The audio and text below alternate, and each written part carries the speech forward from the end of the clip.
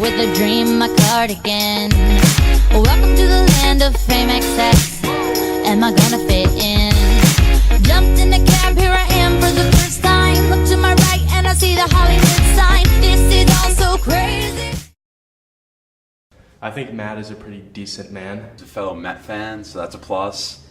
So I've had class with Matt every year since 5th grade, and he's a very interesting kid. I think he always gets a rise out of people, knows how to woo the crowd. He knows how to make it a pretty fun time. Big pouch guy, you know, he's hung. Hello, my name's Travis Arata. I am a fellow wrestler of Matt Surich. I've been alongside with him for about, 15 years. I'm 17, so that's right.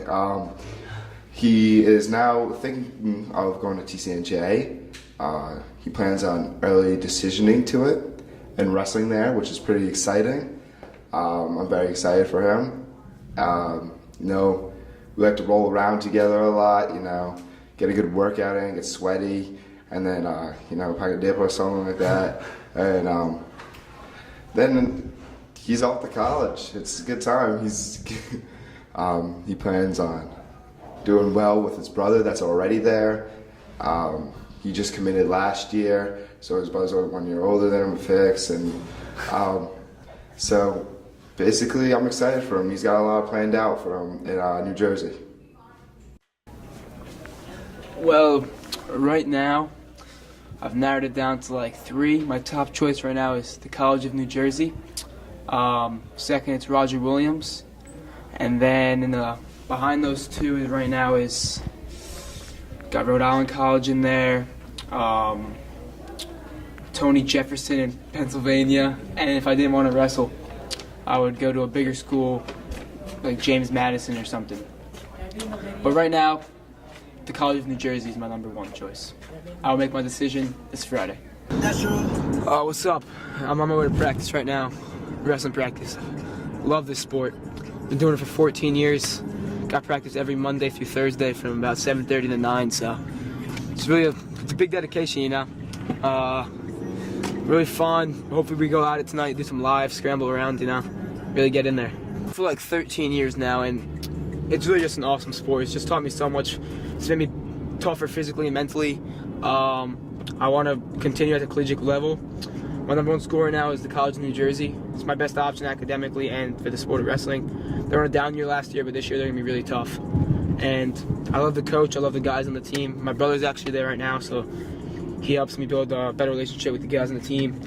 So right now I think I'm going to go there. That's my number 1. I did an overnight there. Liked it a lot. Fun time with the guys, wrestled around with the guys. It's just a great experience. I'm excited.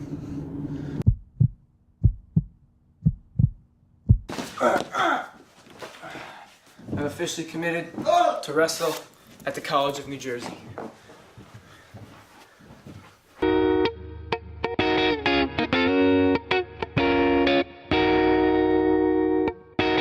I hopped off the plane at LAX. Good morning, Mahwah High School. So, over your 4 years of high school, I'm sure you're going to experience some good and some bad teachers. So for our documentary, we decided to look into that pool of good and bad teachers and pick one of your favorite teachers, and he's best well known as Mr. Humphreys. So let's roll the video and see what some of the students of Mahwah High School and the faculty had to say.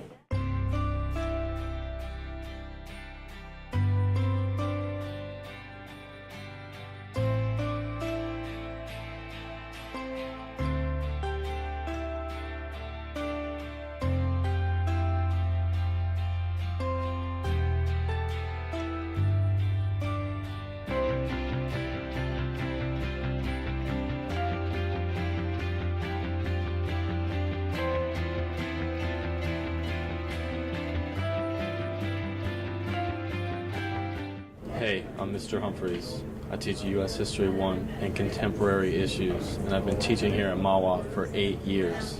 When you first started teaching, was it a goal of yours to be friendly and likable to your students and colleagues? Definitely to my colleagues. I think I wanted to kind of scare kids a little bit. So I didn't want, you can never be too friendly, but you have to have a heart. You have to have a soul. You can't be, walking around school like the Grim Reaper or anything like that. So I definitely wanted to be myself. I didn't want to be somebody I'm not.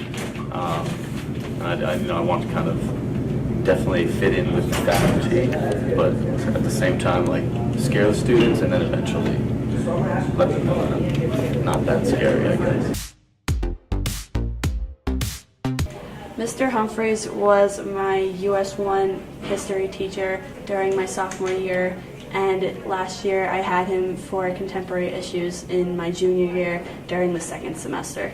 Mr. Humphreys is my history teacher this year. Mr. Humphreys is my lax coach. Gets emotional every now and then. I had him as a teacher last year. Mr. Humphreys is my history teacher this year.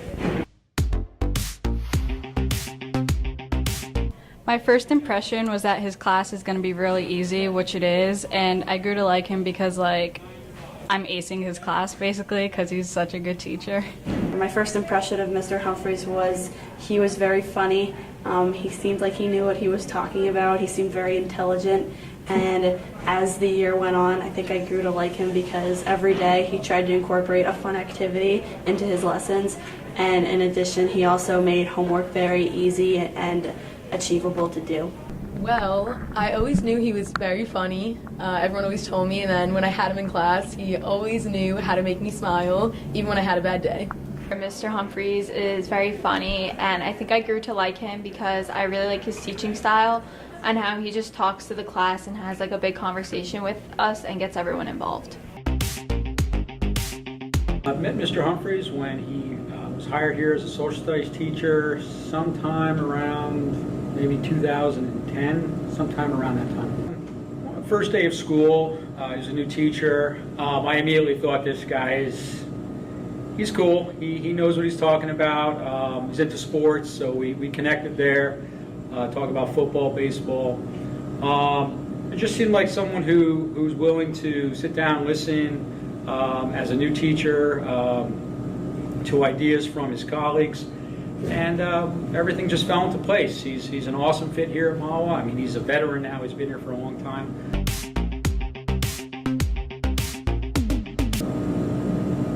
He is?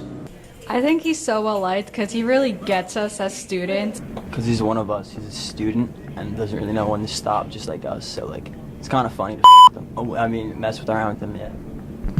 Kind of like what Max said, he knows how to like connect with the students, and he just makes everything so much more fun. I think Mr. Humphreys is so well liked around Mahwah High School because he knows how to connect with not just his students but his athletes, and in addition he always puts a smile on everyone's face and he knows how to make a bad day a good day.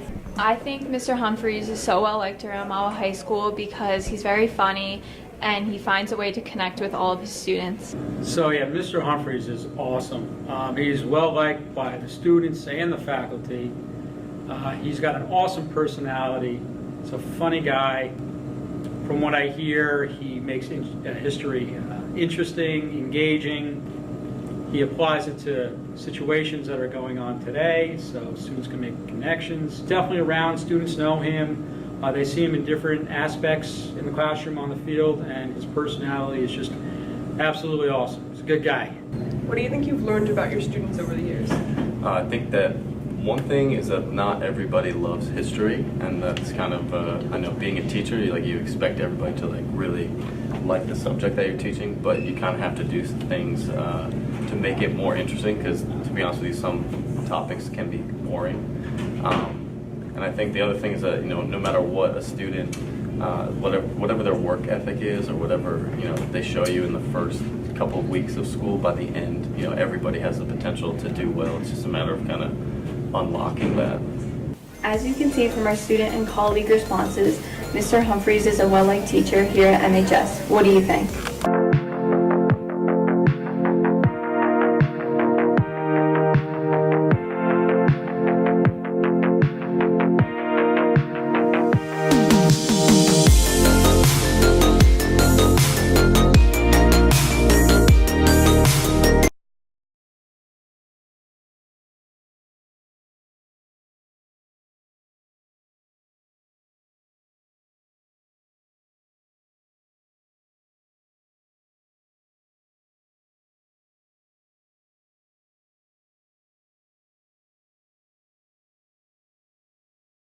Well, I was sent to Texas. It was called Camp Swift. It was the 97th Infantry Division, and I was sent there from New Cumberland, Pennsylvania, where I was indoctrinated.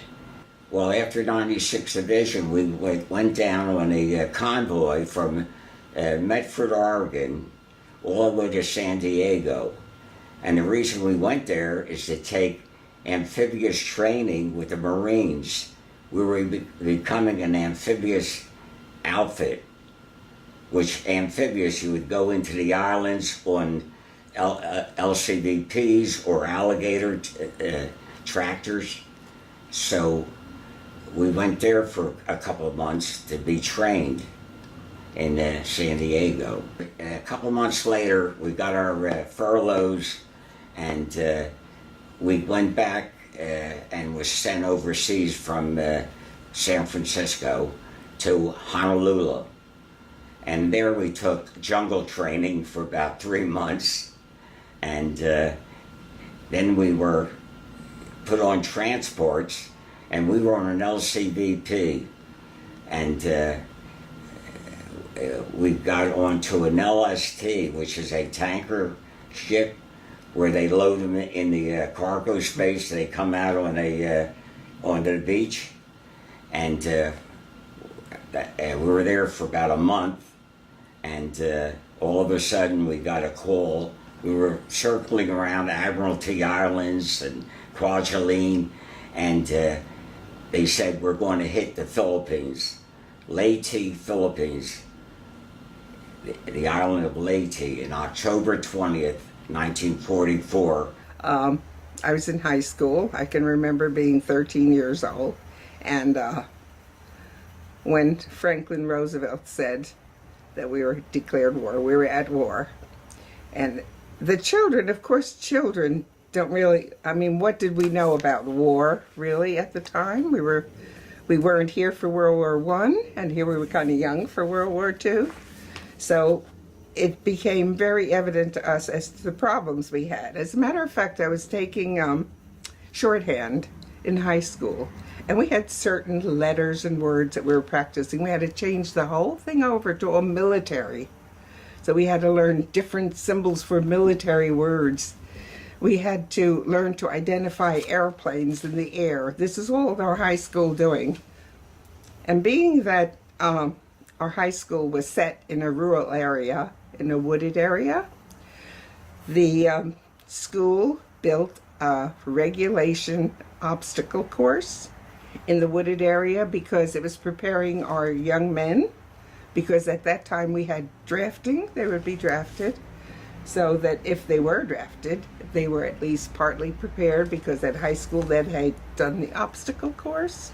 Yeah, it was mud and a lot of rain. We hit during the rainy season, and I contracted dengue fever, which the islanders call bone-breaking fever. And I was in a hospital for 3 months, 3 weeks. I'll tell you what happened. That I was, we were somewhere in the mountains, and that night I was in the foxhole, and I got sweaty. It was a hot night, and I'm sweating, and I'm shaking, and I can't even hold my rifle. We had a medic in our outfit from Wisconsin, George Olson, and he grabbed a Jeep, put me in a Jeep, and took me back to the medic station. And when I went in there, they said, give him an aspirin and send him back. I had 104 fever. Give him an aspirin and he'll be back. Okay. What the medic did on his own, I know he disobeyed rules. He drove me about 20 miles to the beach where they had a evacuation hospital manned by the University of Chicago. They took the whole hospital and made them a medical unit. It was called the 36 Evacuation Hospital. He took me back there. I was there for 3 weeks. That's how bad I was. I had one day, if you stayed one more day, they would have sent you back to New Zealand for recuperation. And I was waiting to go back to New Zealand because I heard that it was a beautiful island. And he took me back on his own. They were going to give me a couple of aspirins and sent me back. I would have died of pneumonia if it wasn't for George. I got together with him after the war 3 or 4 times because he saved my life. He saved my life. Of course, in fact, my friend George Muller, who I had gone to college with, he was killed on Leyte. He was killed, and I took that as a really loss because we were very friendly. Well, it was, yeah, you feel despondent, you know, you get depressed when you see buddies getting killed and wounded, but then you have the urge to gotta go and beat them. You gotta kill them and get it over with. That's the idea of war, I guess. Well, we were deployed on ships, and we landed on Easter Sunday, April 1st, 1945, on the island of Okinawa. We were on the, when we landed April 1st, 1945, our division did not get relieved. We didn't get relieved till the 30th of April by the division, the 77th Division from New York, Satchel Liberty Division, which this medic got the Medal of Honor. They relieved us after we got slaughtered on that ridge. And if you saw the fighting on that ridge, they didn't give up. They died to the man. They were in foxholes, bunkers. We had to dig them out. And until we got flame-throwing tanks, did we really win the Battle of Okinawa. What you saw on Hacksaw Ridge was what we did not only on Hacksaw Ridge, there was other ridges. There was the Shuri Castle Ridge. You hit one ridge, you beat them, they retreated to another ridge. They were dug in there for 100 years on that island. And it was an artillery base. And so they had every point of that island zeroed in with their artillery. They knew exactly the location of everything on that island. They were warned. It's just like warning that a hurricane is coming or that a tornado is going to hit your town or so. If you're forewarned and can take protection, do it. When they tell you to evacuate, evacuate. Otherwise, you're taking a chance of being harmed. And this is what happened. It wasn't that Truman told them, called them up and said, hey, we've got a plane over there, we're dropping a bomb. They were warned in plenty of time that, listen, they were warned to stop. Stop killing our boys. Stop torturing the things that they did, I don't even want to mention. But you have to put an end to this because we already won the war in Europe, so now it's time to stop, and they wouldn't. So it was their choice. They knew when it was going to happen. They knew everything about it.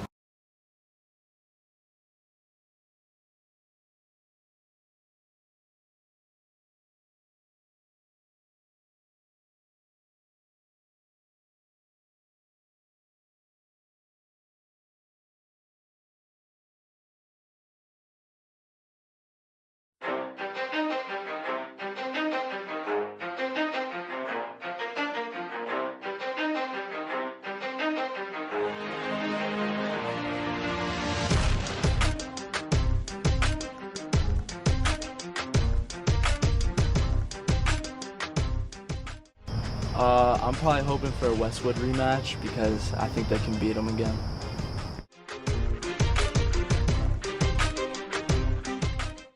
No, not at all. I think, Remo and Diaz, very similar. I don't see much of a difference.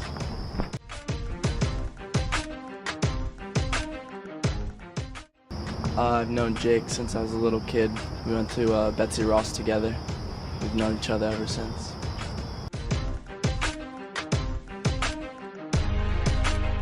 I mean, Jake's just an all-star, He's an amazing football player, started all 4 years on varsity. I mean, I can really see him going places.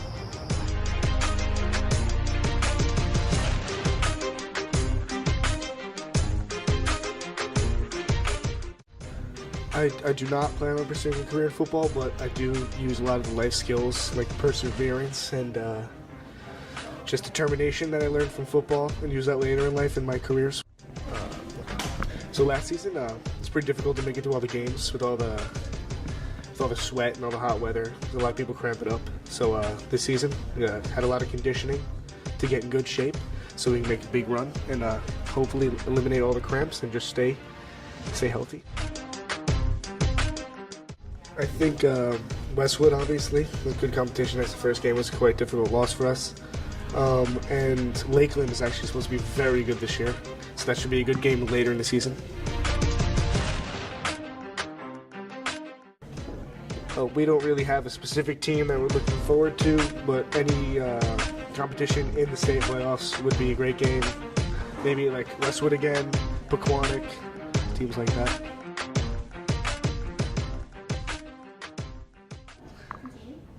I like to think that my father was one of the biggest influences on my life. He often gives me good messages before games and just sits down with me after I have a big problem or I have a bad practice, bad game, whatever, talks me through it and just makes me a better person, a better player, and a better student, everything.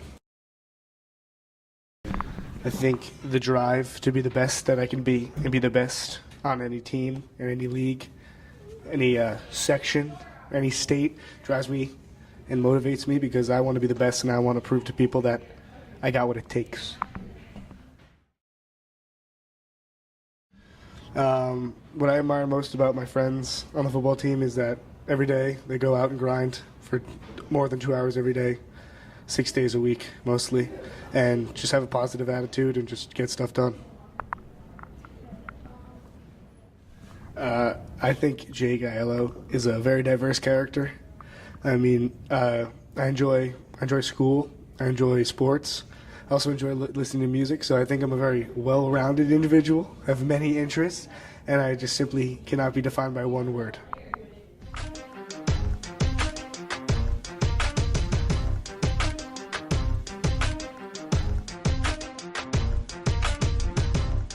Well, to me, it doesn't really feel like it's necessarily new since I've been here the last 15 years, but being in the role of the head coach, that's a new position. So it's nice having to know the guys returning from last year. You know, they know me, I know them, so it wasn't like I had to get to know a brand new team.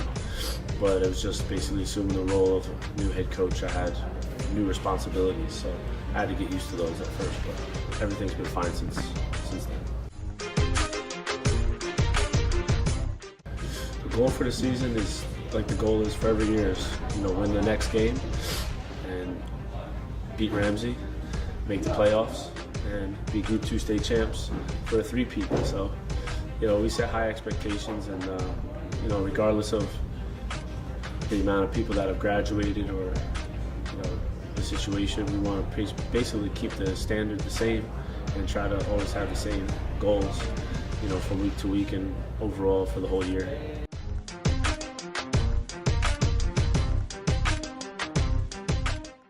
Jake's one of the smarter guys on our team. He knows what he has to do, and he asks really good questions and does a good job back there in the secondary on defense, making sure everybody's lined up in the right spot, doing their jobs. And Jake's coming back from having some varsity experience from last year, so we look to him to be one of the leaders out there, week in and week out.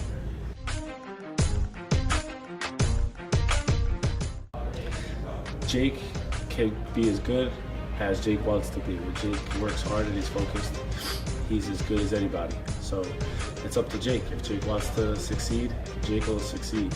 He has the ability.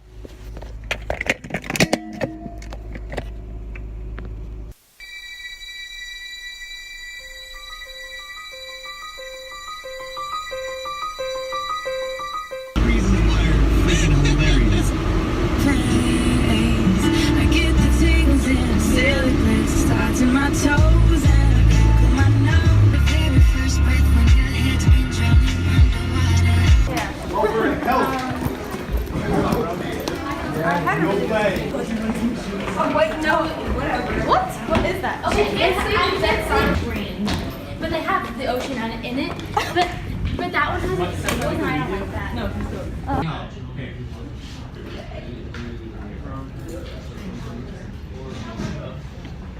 Beautiful and sweet.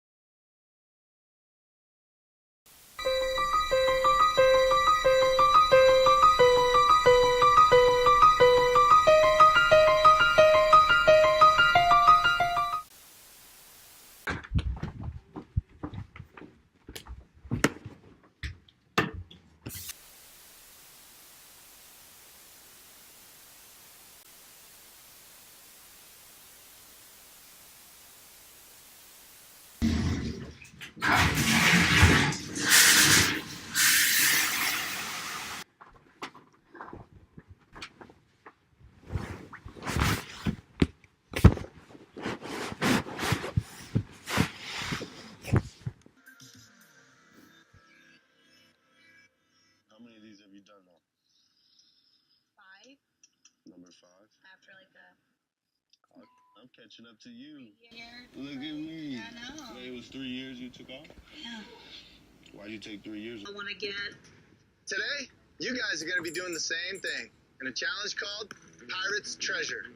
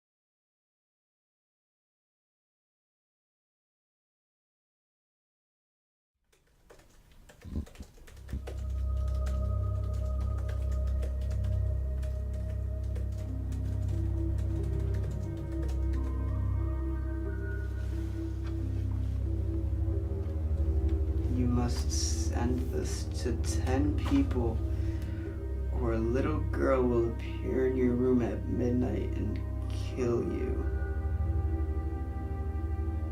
Boring.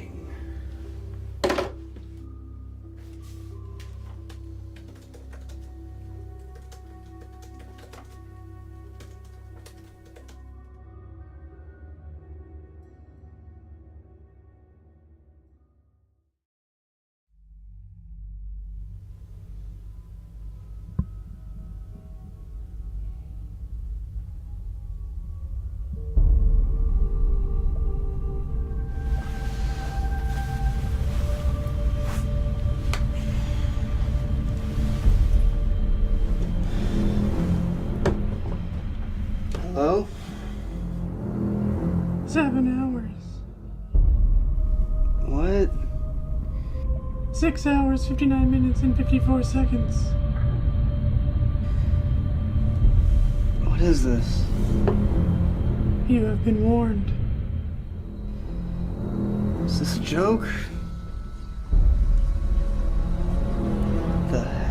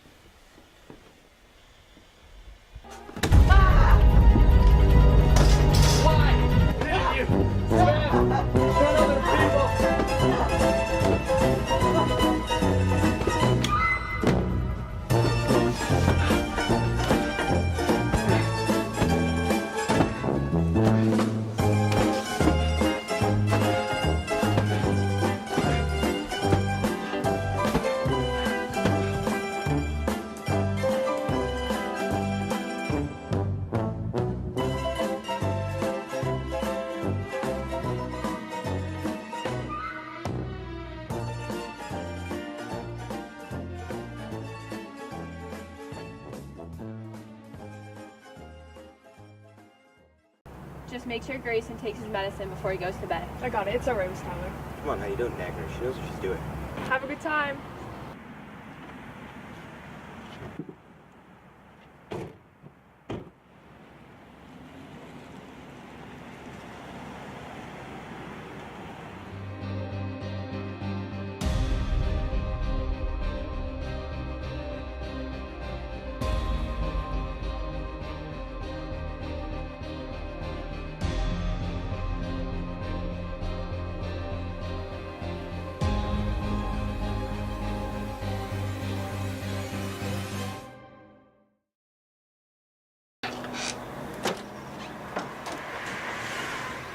Grayson!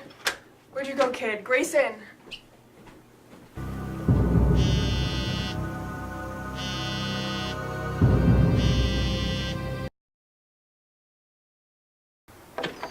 $405 and living.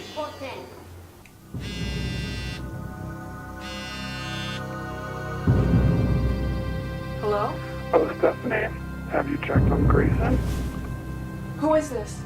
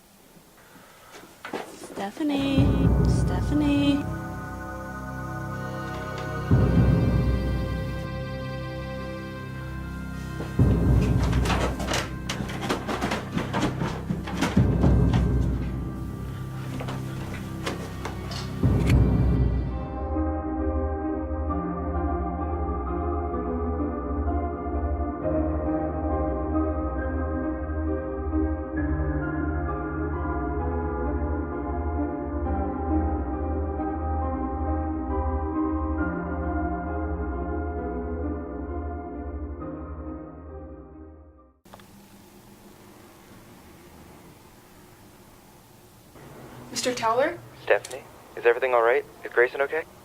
Yes. I'm sorry, Mr. Towler. Grayson's doing fine. I just wanted to double check on when you're getting home. Oh, that's no problem. Mrs. Towler and I are planning on getting back around 9. Yes, of course. See you then, Mr. Towler.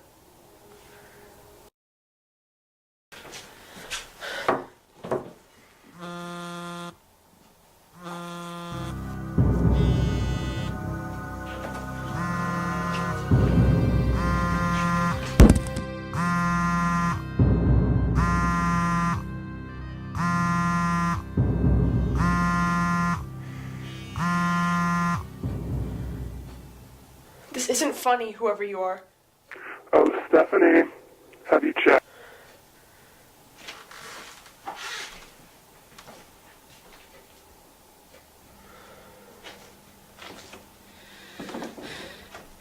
Upstairs.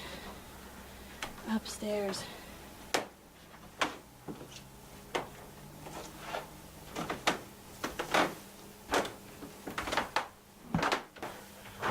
Stephanie, go back. Don't come up here. Stop. Grayson?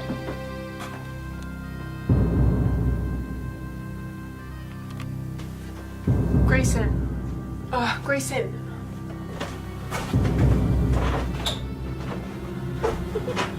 Stephanie, what are you doing?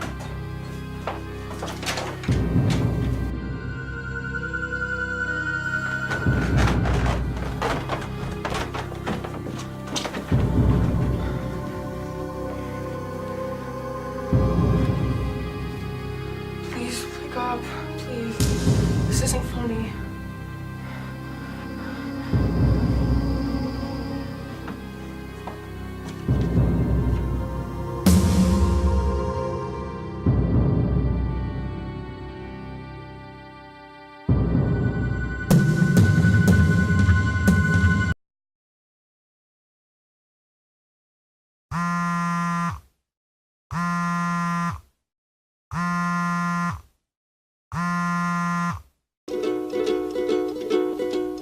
Tiptoe through the window, by the window, that is where I'll be. Come tiptoe through the tulips with me. Oh, tiptoe from the garden, by the garden, of the willow tree, and tiptoe through the tulips with me.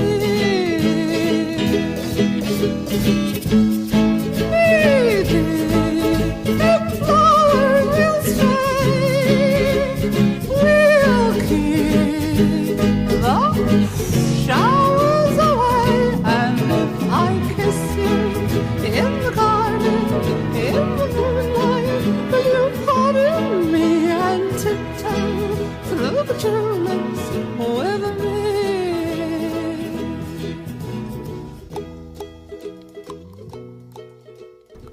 Man, can't do this book club anymore. You know, that's right. Man, I want to go home. Let's bounce, man. That's right. I can't, I don't have a ride. Ah, sucks to suck.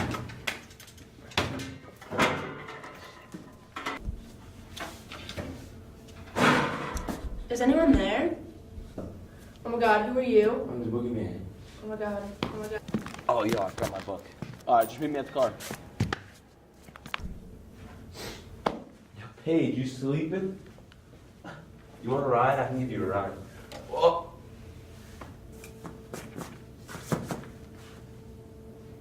Hey.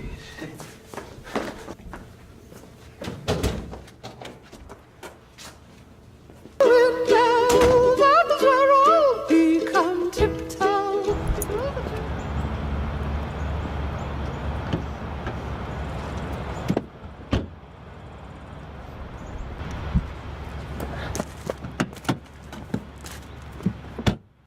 Yo, bro, you're not gonna believe this. Yo, Paige is dead. What? Who killed her? I don't know, dude. I saw some dude with gray hair walking out when we left, but it could have been anybody, dude. What's that on the ground over there? Well, Yo, this dude is mad ugly. Yo, he's got gray hair. Yeah, we gotta find this guy and give it to somebody else. Yeah, man, we kill him, kill us too. That's right. What's up, Russ? What's going on, man? That was a little weird, man. Yeah, what's going on with Russ? I don't know, man. Where's everybody? I have no idea.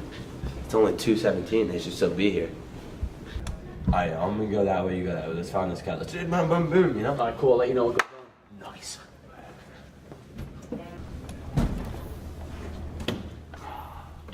Hey, what's up, dude?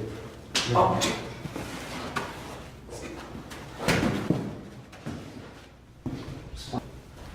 Yo, G. Oh.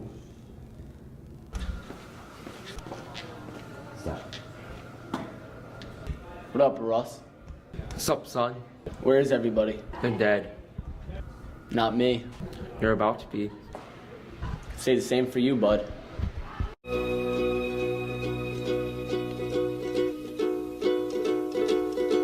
Hasta luego, mi amigo.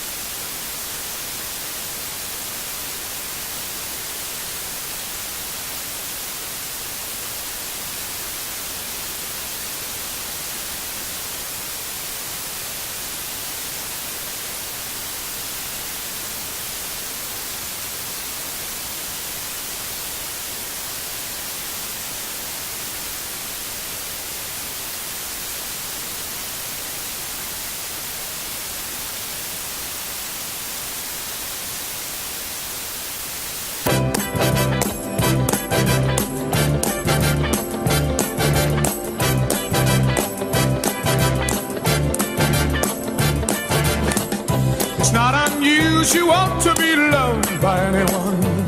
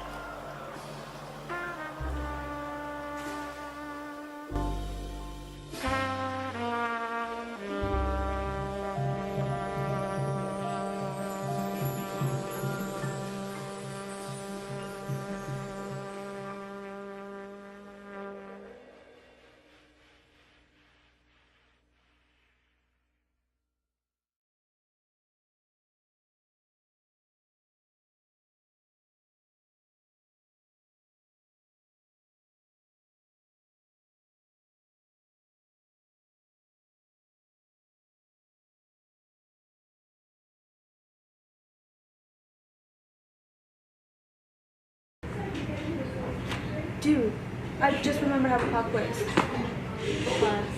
For history, and I suck at history. What period? Period 3, so I barely have any time to study. I think I know someone who can get the answer. You can get them? Yeah. Okay. I'll go talk to him. Alright, cool, thanks. hate these people. Hey. What's up? I know someone who needs some help with some stickers. Okay, I got you. It's gonna cost you. Yeah. Thank you. Basketball back here.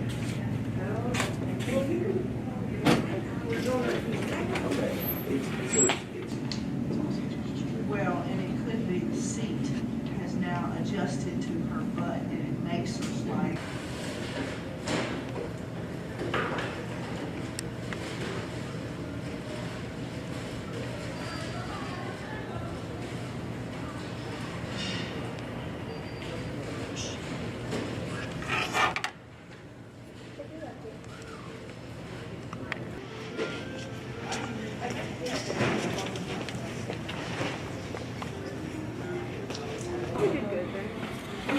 Oh, hey. Are these the answers to the quiz? Mm-hmm. All right, cool. I'm definitely gonna use this. All right, thanks.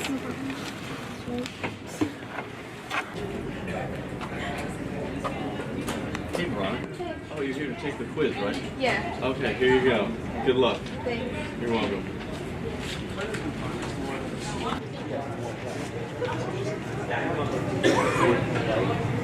Oh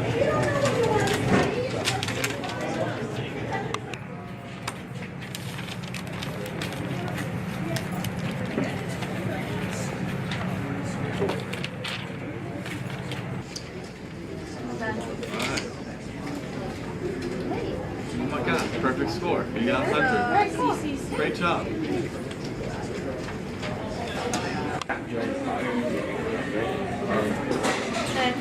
Hey, dude, thanks too. I got a little bit of my quiz.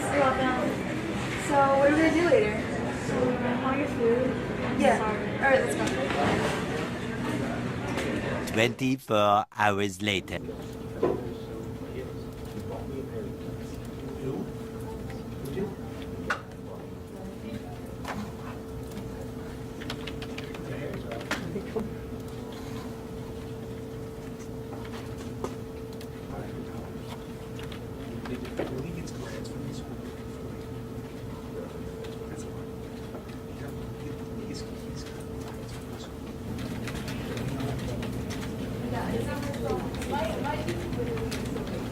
I would also recommend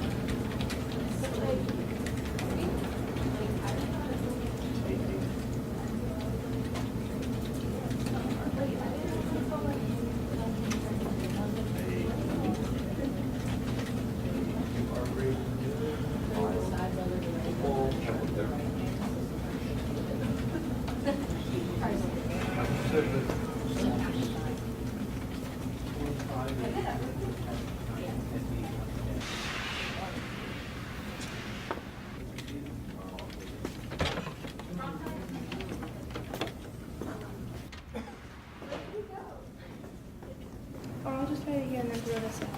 All right, class, open up to a new page in your sketchbook and copy down the color notes that are on the board. Make sure you get everything.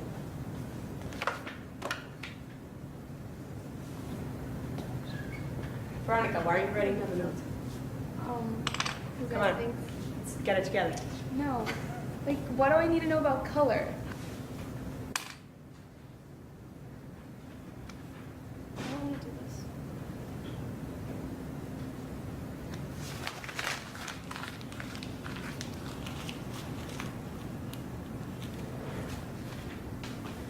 Are you kidding me?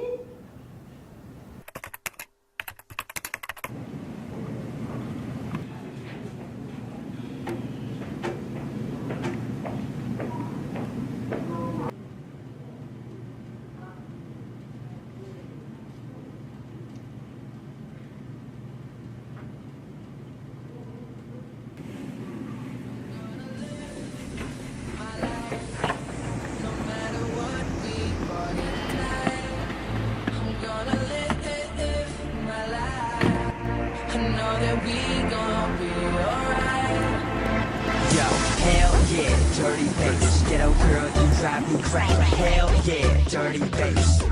Yo, this beat make me go wild. This drink make me fall down.